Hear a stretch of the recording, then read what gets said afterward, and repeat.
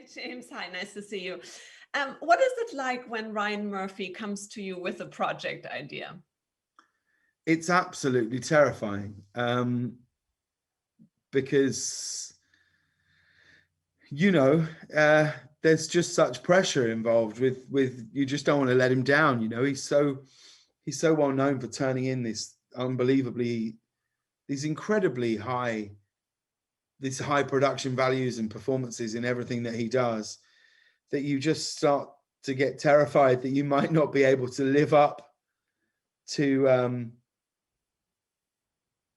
you might not be able to live up to it, and you might not be able to deliver. But then you realize that actually if he's there, you're going to be okay. And like, I owe everything in this film to him. He just guided me through it every single step of the way. He was so instrumental in every second of my playing this character. It was incredible having his guidance throughout it. How excited were you to work with Meryl Streep again? Very, you know, she's Meryl Streep. Like, there's nothing I can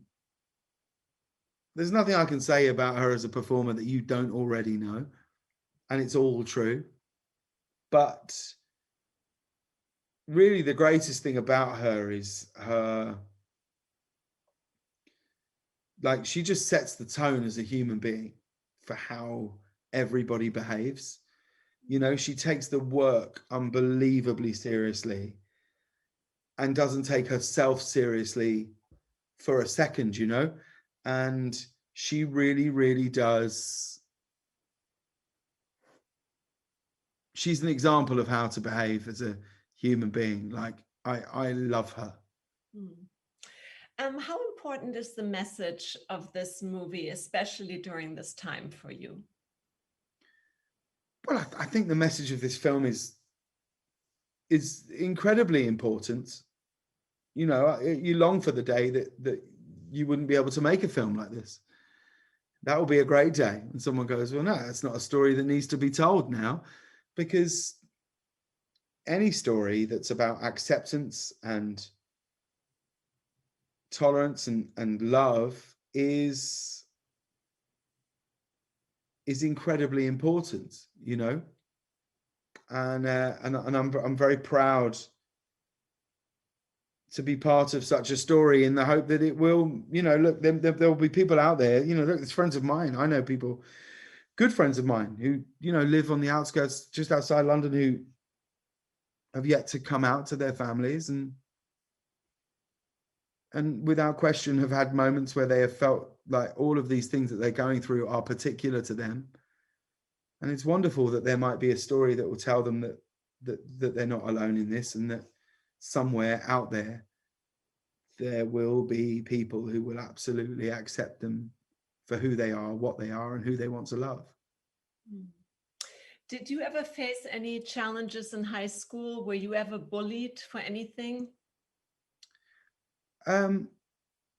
Yeah, but I wouldn't want to say that I wouldn't want to say that I was bullied to an extreme that it would, you know, because I know that there are people who went through absolutely horrific abuse at school, and that was not my experience. But I certainly had days and months or the days or weeks where I wasn't in favor, that you're not, suddenly you come into school and the people that you thought were your friends aren't your friends, and suddenly you feel like you're completely on your own. I absolutely had those days and those moments. And I've, you know, even in my adult life have experienced, you know, feelings of really harsh sort of criticism or whatever. Yeah, but I do know what that feels like, for sure.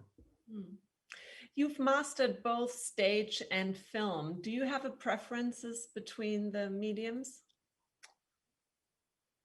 Well, for me, the stage, I think, as a performer, like I feel like television is a writer's medium.